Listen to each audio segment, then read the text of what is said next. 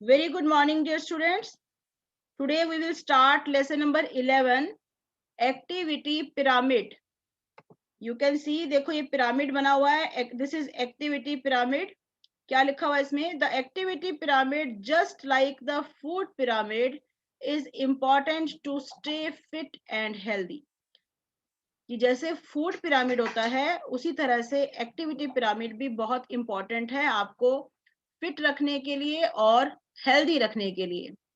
Fill in the blanks below to track your activity. आपको नीचे blanks दिए गए हैं, इनको आपको फिल करना है. पहले हम इस पिरामिड को रीड करते हैं कि क्या लिखा हुआ है इसमें. देखो पिरामिड का मतलब क्या होता है कि टॉप पर जो देखो बिल्कुल नोक, यहाँ पर देखो कम स्पेस होता है, मतलब कि यहाँ पर हम उन चीजों को रखेंगे जो हमें बहुत कम करनी चाहिए. बीच में रखेंगे जो चीज हमें ज्यादा करनी चाहिए, उसके बाद ये चीज हमें उससे भी ज्यादा करनी चाहिए, और नीचे लास्ट में यहाँ पर जो चीज रखेंगे वो हमें रोज करना चाहिए और सबसे ज्यादा करना चाहिए. राइट. तो देखो क्या लिखा हुआ है, कट डाउन ऑन, कि क्या चीज है जो हमें कम से कम करना चाहिए, सबसे कम करना चाहिए. That is watching TV and playing video और कंप्यूटर गेम्स. कि टीवी हमें कम देखना चाहिए और वीडियो और कंप्यूटर गेम्स हमें कम से कम खेलनी चाहिए. Okay. 2-3 times a week, week में आप एक हफ्ते में 2 से 3 बार क्या कर सकते हो आप, वर्क एंड प्ले, कि काम करते करते आप खेल सकते हो. क्या कर सकते हो, बाउलिंग. बाउलिंग गेम होती है ना, बॉटल्स रखी होती है सामने और बॉल से एक ही स्ट्रोक से उनको सभी बॉटल्स को गिराना होता है. सिंगिंग, गाने का शौक आप पूरा कर सकते हो, तो आप एक वीक में कम से कम 2-3 टाइम्स ये कर सकते हो. स्ट्रेंथ एंड स्ट्रेचिंग, भी अपने आप को स्ट्रॉन्ग बनाने के लिए, अपनी बॉडी की स्ट्रेंथ के लिए, मजबूती के लिए. एंड स्ट्रेचिंग, स्ट्रेचिंग मतलब बॉडी को स्ट्रेच करो ताकि आपकी बॉडी पूरी तरह से खुल सके. तो उसके लिए आप क्या कर सकते हो, डांसिंग एंड जिम्नास्टिक. आप डांस कर सकते हो और जिम्नास्टिक से आप एक्सरसाइज कर सकते हो. उसके बाद है 3 to 5 टाइम्स अ वीक. आप एक हफ्ते में 3 से 5 बार, वीक में 7 डेज होते हैं लेकिन 3 to 5 टाइम्स आप क्या कर सकते हो, एरोबिक एक्सरसाइज कर सकते हो. एरोबिक एक्सरसाइज में क्या आता है, वॉकिंग, वॉक करनी चाहिए आपको. आप रनिंग कर सकते हो, आप स्केटिंग कर सकते हो. ओके. या फिर आप स्पोर्ट्स रिक्रिएशन में, स्पोर्ट्स में आप फुटबॉल खेल सकते हो, टेनिस खेल सकते हो, बास्केटबॉल खेल सकते हो. ओके. तो उसके बाद लास्ट में है एवरीडे. ऐसा कौन सा काम है जो आपको हर रोज करना चाहिए, एक भी दिन नहीं छोड़ना चाहिए, ऐसा कौन सा काम है, तो वॉक, आपको वॉकिंग नहीं छोड़नी चाहिए. प्ले आउटडोर्स, घर से बाहर खेलना चाहिए. यूज द स्टेयरकेस, लिफ्ट के बजाय आप सीढ़ियों का इस्तेमाल करो. अगर आपका किसी सोसाइटी बिल्डिंग में आपका घर है, उसमें तीसरी चौथी मंजिल पे या किसी और मंजिल पे आपका घर है, तो आप उस पर चढ़ने के लिए स्टेयरकेस, सीढ़ियों का इस्तेमाल करो बजाय लिफ्ट के. जब आप सीढ़ियां चढ़ते हो तो आपकी पूरी बॉडी की एक्सरसाइज हो जाती है. Help with chores, help with chores, chores means house hold work, जो काम होता है, काम को बोलते हैं चोर्स. तो आप काम में हेल्प कर सकते हो. स्वीप, स्वीप का मतलब क्या होता है, घर में झाड़ू लगाना. वॉश डर्टी डिशेस, आप गंदे बर्तन धो सकते हो, अपने गंदे बर्तनों को धो सकते हो. क्लीन बेडरूम, अपने बेडरूम को क्लीन कर सकते हो. डू डस्टिंग, डस्टिंग कर सकते हो आप. तो ये काम आपको रोज करने चाहिए. Just a minute.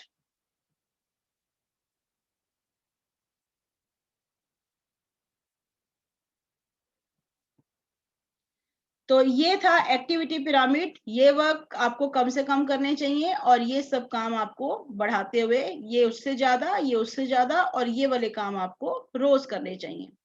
तो देखो ये नीचे क्या दिया हुआ है, आपको ब्लैंक्स दिए हुए हैं. आपको अपनी एक्टिविटीज ट्रैक करनी है इसमें. Activities that are not good exercises, वो वाली एक्टिविटीज जो कि अच्छी एक्सरसाइज नहीं है, अच्छी आदत नहीं है. That you could do less during holidays, जो कि आपको छुट्टियों के दौरान, अपनी हॉलीडेज के दौरान कम करनी चाहिए. तो यहाँ पर उन 2 एक्टिविटीज के नाम लिखने हैं. कि जो आपको कम से कम करनी चाहिए। अभी हमने सीखा है, उसमें पढ़ा है कि वॉचिंग टीवी, एक तो टीवी कम से कम देखना चाहिए और दूसरा वीडियो गेम्स और कंप्यूटर गेम्स आपको कम से कम खेलनी चाहिए। राइट, ये देखो रिटर्न पीडीएफ भी मैं आपको सेंड करूंगी, आप उसमें देख सकते हो ये, लेकिन आप इसमें अपनी मर्जी के भी लिख सकते हो। जरूरी नहीं है कि आपको जो मैं लिख के भेजूंगी वही आपको लिखने हैं, आप अपनी मर्जी से भी लिख सकते हो। ओके, तो नेक्स्ट है fun activities that get you moving and are also good exercises. वो फन एक्टिविटीज जिससे कि आपकी बॉडी में मूवमेंट होती रहती है, दैट गेट यू मूविंग, जो कि आपको मूविंग पोजीशन में रखते हैं, आपका शरीर हिलता जुलता रहता है उसमें, and are also good exercises, और आपकी बॉडी के लिए वो एक बहुत ही अच्छी एक्सरसाइज है। उसमें आप क्या लिख सकते हो? नंबर 1 जैसे कि स्किपिंग, रस्सी कूदना, स्किपिंग मींस रस्सी कूदना, आप स्किपिंग एक्टिविटी को इसमें इंक्लूड कर सकते हो। दूसरा, जो हम पुराने स्पोर्ट्स हैं, ओल्ड स्पोर्ट्स हैं, जो हमारे पेरेंट्स अपने बचपन में खेला करते थे, वो हम मिस कर चुके हैं, उनको हम खेल के अपना अपना फन भी कर सकते हैं और अपनी बॉडी को फिट एंड हेल्दी भी रख सकते हैं। For example, playing kho kho with your friends, अपने फ्रेंड्स के साथ आप खो खो खेल सकते हो। उससे क्या होगा, आपकी बॉडी की मूवमेंट बहुत अच्छी होगी and you can stay fit and healthy. Number 3, sports you would like to participate in. आप कौन कौन सी स्पोर्ट्स में पार्टिसिपेट करना चाहोगे? Whatever your favorite sports are, आपकी फेवरेट स्पोर्ट्स जो भी हैं, आपकी मनपसंद जो स्पोर्ट्स है जिसमें भी आप खेलना चाहते हो, आप उन स्पोर्ट्स के नाम इसमें लिख सकते हो, जैसे कि cricket, football, basketball, badminton, tennis, जो भी आपको स्पोर्ट्स पसंद है आप इसमें लिख सकते हो। Next activity, activities you would like to do which are also aerobic exercises. वो वाली एक्टिविटीज जो आप करना पसंद करोगी जो कि एरोबिक एक्सरसाइज भी हैं। देखो कुछ आपको बताए गए थे इसमें, एरोबिक एक्सरसाइज में क्या आती है? Walking, running, skating, right. तो इसमें कुछ और भी आ सकती हैं, स्विमिंग, स्विमिंग लिख सकते हो आप इसमें। स्विमिंग से भी देखो आपकी एक्सरसाइज अच्छी हो जाती है और उसमें एरोबिक मूवमेंट्स बहुत सारे होते हैं। नेक्स्ट इज साइकिलिंग, साइकिलिंग करने से भी आपकी बॉडी की मूवमेंट होती है, तो आप इस तरह की एक्टिविटीज इसमें इंक्लूड कर सकते हो। Okay, next is exercises you could do to build strength and flexibility. वो एक्सरसाइजेज जो आपको करनी चाहिए स्ट्रेंथ, अपने शरीर को मजबूत बनाने के लिए, अपने शरीर को मजबूत बनाने के लिए और फ्लेक्सिबिलिटी के लिए, आपकी बॉडी की फ्लेक्सिबिलिटी के लिए, ताकि आपका शरीर लचीला रहे। तो इनको करने के लिए आप कौन सी एक्सरसाइज कर सकते हो? आप योगा कर सकते हो डेली बेसिस पर, आपका शरीर उससे मजबूत बनेगा। आप अपनी बॉडी को फ्लेक्सिबल बनाने के लिए योगा कर सकते हो, डांस कर सकते हो, ठीक है ना, डांस से भी बॉडी मूवमेंट अच्छी होती है, तो आपकी बॉडी फ्लेक्सिबल बनती है। Everyday things you can do to get moving more often. आप वो चीजें बताओ जो आप रोज कर सकते हो, अपने जो आप कर सकते हो अपने शरीर को पूरा हिलाने के लिए, ताकि आपका शरीर हिलता जुलता रहे। तो कौन सी एक्सरसाइज कर सकते हैं? सबसे पहले यूज स्टेयर्स, कि हम लिफ्ट के बजाय सीढ़ियों का इस्तेमाल करें। और दूसरा, क्लीन योर रूम डेली, अपने रूम को आप डेली क्लीन करो, तो उससे आपकी, अगर आप, जो व्यक्ति घर का काम करता है ना, तो उसकी बॉडी एक्सरसाइज अपने आप ही हो जाती है, उसकी बॉडी फिट और हेल्दी रहती है। ठीक है, तो अपने घर की सफाई करने में आप अपनी मदर की हेल्प कर सकते हो। तो I will send you the PDF, this PDF, these are written in this on this page, but आप अपनी मर्जी का भी लिख सकते हो, लेकिन वो ठीक होना चाहिए। ओके, तो नेक्स्ट पेज करते हैं। Extreme weather, what is extreme weather? Extreme weather means severe और unseasonal weather phenomena. Extreme weather का मतलब ये होता है कि सिवियर, बहुत ज्यादा, या बेमौसमी, मौसम में बदल जाना, मौसम में बदलाव जो है वो बेमौसमी हो जाना, उस चीज की मौसम नहीं है लेकिन अचानक से कोई उसमें चेंज हो जाना मौसम के अंदर, तो उसको हम एक्सट्रीम वेदर कहते हैं। कि अचानक से जैसे आंधी तूफान आ जाता है, बारिश आ जाती है। अभी देखना है ना, अभी देखा है आपने, सुना है कि ताउते तूफान आया था अभी, जिसने बारिश वाला तूफान था, रेनी स्टॉर्म था वो, तो उसने कितना नुकसान किया है बंगाल के अंदर, गुजरात के अंदर, अभी भी वो कुछ प्लेसेस पर आ रहा है। Look at this pictures, read the clues and guess the forms of extreme weather conditions. तो हमने ये पिक्चर्स देखनी है, ये क्लूज दिए हुए हैं, क्लूज को हम रीड करेंगे और हम देखेंगे कि यहाँ पर कौन सी एक्सट्रीम वेदर कंडीशन हो रही है, यहाँ पर वेदर कंडीशन कौन सी हो रही है। तो देखो फर्स्ट है ये long periods of abnormally high temperature. Long periods, लंबे समय तक, एबनॉर्मली मतलब कि जो साधारण नहीं है, असाधारण, हाई टेम्परेचर, बहुत ऊंचा तापमान होना, जिसको आप हिंदी में लू चलना बोलते हो। बहुत लंबे समय तक अगर बहुत ज्यादा लू चलती रहे, बहुत गर्म हवा चलती रहे और बहुत हाई टेम्परेचर हो, टेम्परेचर बहुत हाई हो जाए, तो उसको क्या बोलते हैं, उसको हम बोलते हैं heat wave, HEAT, heat wave. We will write here heat wave. Number 2 है सिवियर स्नो स्टॉर्म। सिवियर मैंने बहुत ज्यादा, बहुत भयंकर, बर्फ का तूफान, स्टॉर्म्स मतलब तूफान, बहुत भयंकर बर्फ का तूफान विद स्ट्रॉन्ग विंड्स, जिसमें बहुत तेज हवा भी चलती है, बहुत तेज हवा भी चलती है और बर्फीला तूफान होता है, तो उसको क्या बोलते हैं, हम उसको बोलते हैं बिजर्ड, BIZZARD। You can see here, ये देखो यहाँ पर सन है, सन की बहुत ज्यादा हीट है, तो इसको बोलते हैं हीट वेव। और जो ये स्नो का स्टॉर्म्स आता है स्ट्रॉन्ग विंड्स के साथ, दैट इज कॉल्ड बिजर्ड, राइट। तो स्ट्रॉन्ग विंड्स, बहुत तेज हवाएं, विद हैवी रेन, जिसमें भारी बारिश भी होती है। ये बर्फीला तूफान था, ये बर्फ का तूफान था, लेकिन ये बहुत तेज हवा और उसमें भारी सी बारिश हो, इसको बोलते हैं हरिकेन। हरिकेन, HURRICANE, हरिकेन, यही वाला तूफान आया था, अब जो आया था वो यही वाला तूफान था, जिसमें बहुत तेज हवाएं चले और बहुत भयंकर, बहुत भारी बारिश होती है, that is called hurricane. Next is large sea waves produced by an earthquake. Earthquake क्या होता है, भूकंप, भूचाल। तो जो जमीन के अंदर भूचाल आता है, समुद्र के अंदर जब ये आता है, तो उसके बाद बहुत बड़ी बड़ी समुद्र की लहरें, बहुत ही ऊंची समुद्र की लहरें पैदा होती हैं, तो समुद्र का पानी जो है वो धरती पर आ जाता है काफी भयंकर रूप से, तो उसको क्या बोलते हैं, सुनामी, उसको बोलते हैं सुनामी। सुनामी वर्ड आपने पढ़ा होगा कि सुनामी आ गई। सुनामी से क्या होता है, समुद्र से बहुत ऊंची ऊंची लहरें उठती हैं और समुद्र का पानी धरती पर आ जाता है, जो रेजिडेंशियल एरियाज होते हैं वहां आ जाता है। तो उसके स्पेलिंग में टी होता है, लेकिन उसको टी बोलते नहीं है, टी सुनामी नहीं बोलते, दैट इज कॉल्ड सुनामी।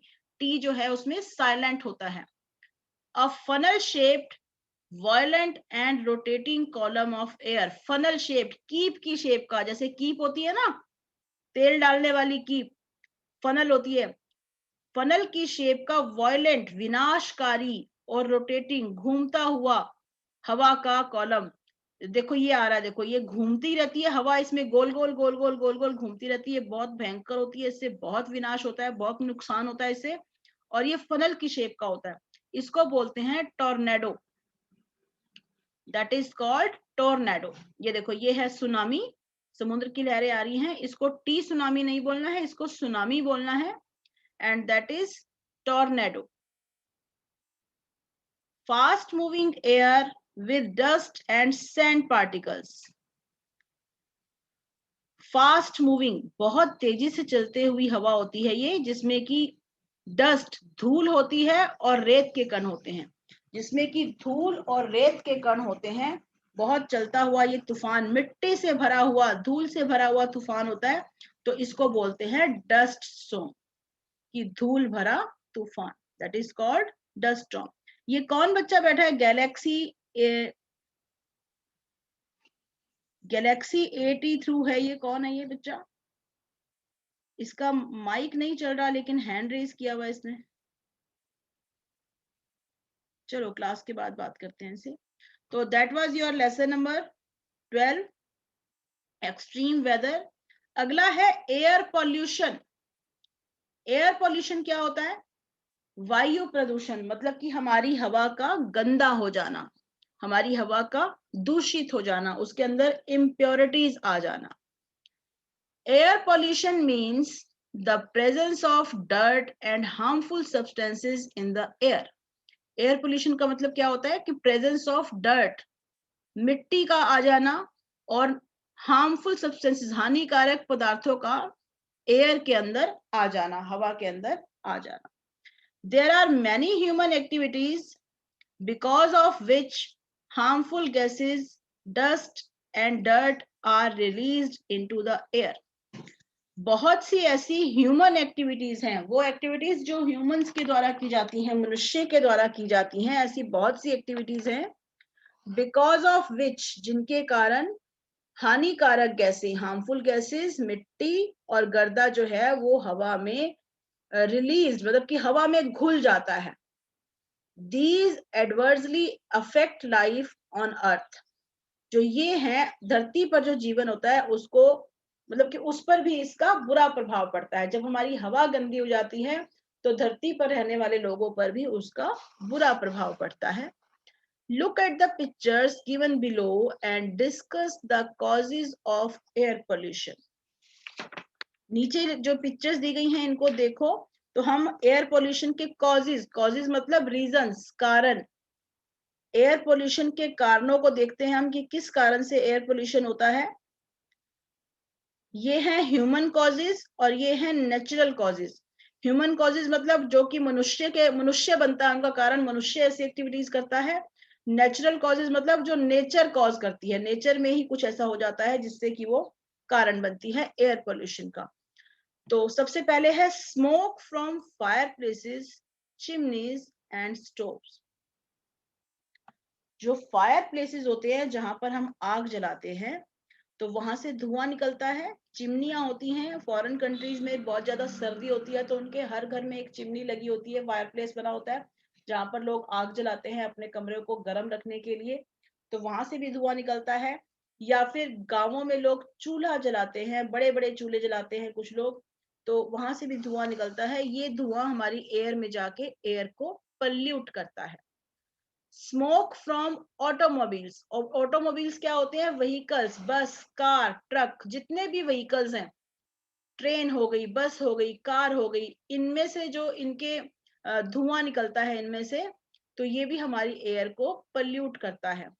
आगे देखो क्या है, स्मोक फ्रॉम इंडस्ट्रियल प्लांट्स, जो बड़ी बड़ी फैक्ट्रीज होती हैं, बड़े बड़े कारखाने होते हैं, मिल्स होती हैं, तो वहां पर जब काम चलता है, किसी चीज की मैन्युफैक्चरिंग चल रही है या कुछ चल रहा है, तो वहां से जो धुआं निकलता है, ये धुआं भी हमारी एयर को पल्यूट करता है, हमारी हवा को गंदा कर देता है। आप कभी भी ट्रेवल करते हो, रास्ते में देखते हो ना, फैक्ट्रीज होती हैं बड़ी बड़ी, इस तरह से चिमनी, उनमें से धुआं निकल रहा होता है ये, तो ये वाला धुआं हमारी एयर को पल्यूट कर देता है।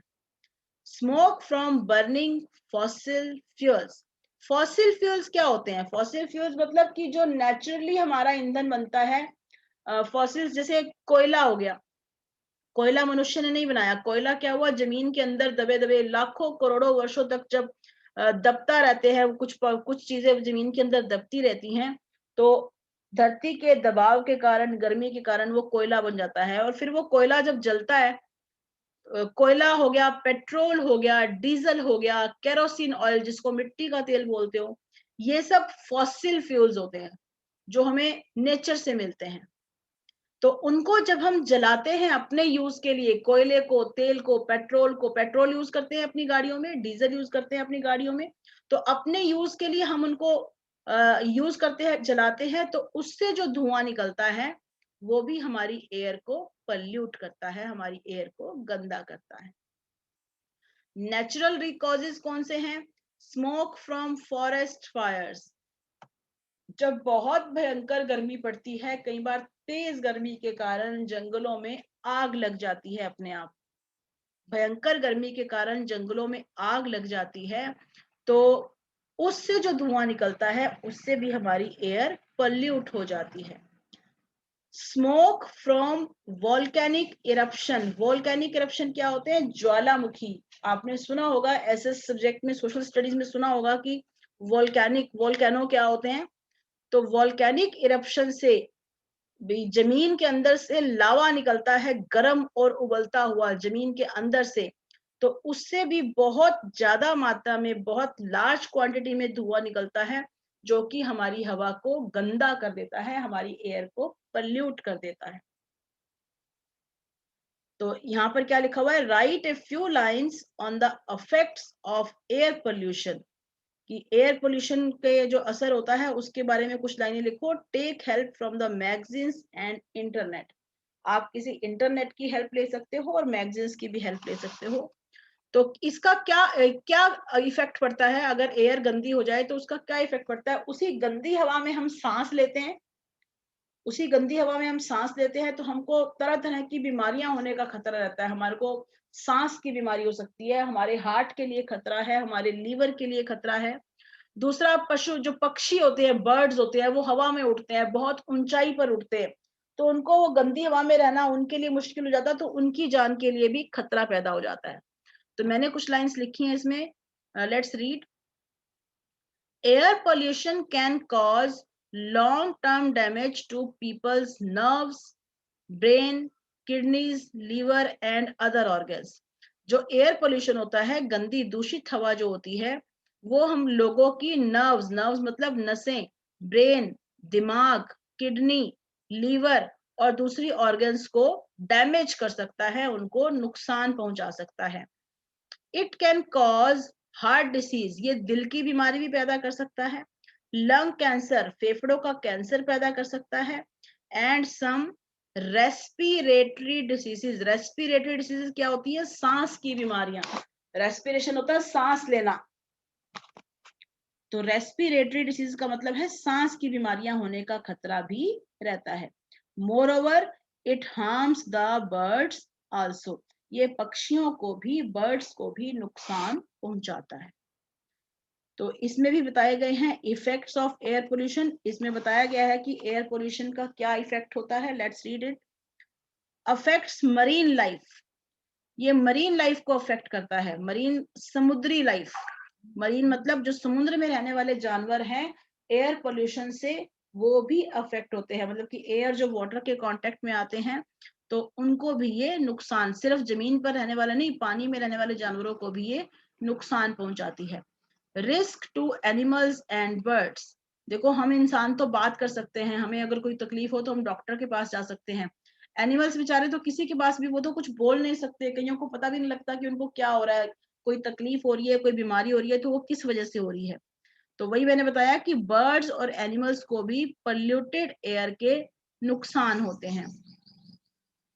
Respiratory problems and heart diseases, अभी मैंने आपको बताया है कि सांस लेने से संबंधित प्रॉब्लम्स हो जाती हैं, रेस्पिरेटरी ब्रीदिंग प्रॉब्लम्स हो जाती हैं लोगों को, एंड हार्ट डिसीजेस, और हार्ट की बीमारियां भी हो जाती हैं।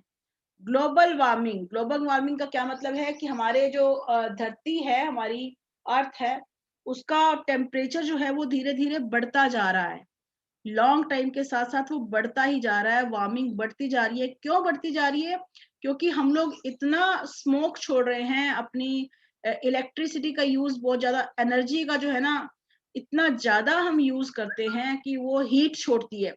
जिस चीज को भी हम यूज करते हैं वो हीट छोड़ती है, और हीट से हमारे एनवायरमेंट का टेम्परेचर बढ़ जाता है।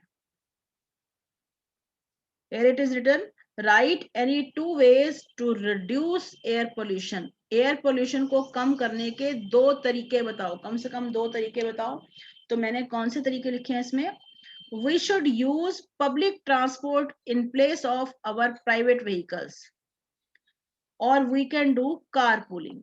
तो कैसे हम, देखो एयर को हम कैसे सेफ रख रहे हैं कि हम अपने पब्लिक, अपने प्राइवेट व्हीकल्स को छोड़ के पब्लिक ट्रांसपोर्ट का यूज करें। पब्लिक ट्रांसपोर्ट क्या होती है, जैसे लोकल बसेस होती है, बस हो गई, ऑटो हो गई, तो एक बस में देखो 50 से 60 लोग एक साथ बैठ के जा सकते हैं। तो अगर 50 से 60 लोग सोचेंगे कि हम अपने अलग अलग व्हीकल पर जाएं, एक एक स्कूटर पर जाएं, तो 50 से 60 स्कूटर चलेंगे, उनमें पेट्रोल जलेगा, उसके अंदर पेट्रोल खर्च होगा उसके अंदर, और उतनी ही गाड़ियों का धुआं निकलेगा। और अगर यही 50 से 60 लोग एक ही बस में अगर बैठ के जाएंगे तो एक ही बस का धुआं निकलेगा, तो कम धुआं निकला ना, बस में बैठ के जाने से कम धुआं निकला, तो हमारा एनवायरनमेंट सेफ हुआ। तो एयर पोल्यूशन कम हुआ। 60 स्कूटर्स का धुआं या 60 बाइक्स का धुआं या 60 गाड़ियों का धुआं और एक बस का धुआं, तो एक बस का धुआं ज्यादा ठीक है ना कि हमारी हवा गंदी नहीं होगी। और we can do car pooling. Car pooling क्या होती है कि एक ही तरफ अगर 4 लोग जा रहे हैं तो वो 4 गाड़ियों के बजाय वो एक ही गाड़ी में जाएं। मान लो आपके आस पड़ोस के 4 लोग हैं, उनको एक ही साइड पे जाना है, तो सब अपने अपने व्हीकल्स पे जाएं, इसके बजाय है कि वो मिलके एक ही गाड़ी में चले जाएं, तो उसको बोलते हैं कार पूलिंग। जैसे स्कूल में आने वाले टीचर्स हैं या एक ही मान लो एक ही गांव से टीचर्स आते हैं, तो वो अपनी अपनी बाइक पे आने के बजाय अगर वो एक ही गाड़ी से आ जाएंगे 4 लोग, तो that is called car pooling. तो ये हमारे एयर पोल्यूशन को कम करने में हेल्पफुल होती है। Turn off the lights when not in use. जब यूज नहीं कर रहे हो तो आप लाइटों को बंद कर दो। वी में यूज CFL बल्ब्स। हमें सिंपल बल्ब्स के बजाय CFL बल्ब यूज करने चाहिए। इसके लिए क्या होता है, उसमें कम इलेक्ट्रिसिटी खर्च होती है, कम बिजली खर्च होती है। तो हमें जो हम लाइट्स वगैरह जब जलाते हैं ना घर के अंदर, तो उससे हीट प्रोड्यूस होती है। तो मैं वही बता रही हूँ कि टेम्परेचर पहले ही बढ़ता जा रहा है धरती का, तो ग्लोबल वार्मिंग बढ़ती है।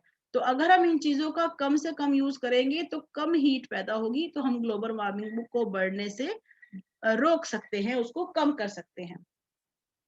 Use fans instead of air conditioner. जो एसी चलाते हो आप, अगर एसी के बजाय हम सिंपल फैन को यूज करें, उससे भी हीट कम प्रोड्यूस होगी। अगर हम एसी ज्यादा चलाएंगे तो एसी जो है बाहर बहुत गर्मी फेंकता है, जो एसी का बाहर फैन होता है ना, उससे बहुत हीट निकलती है, तो उससे भी ग्लोबल वार्मिंग बढ़ जाती है।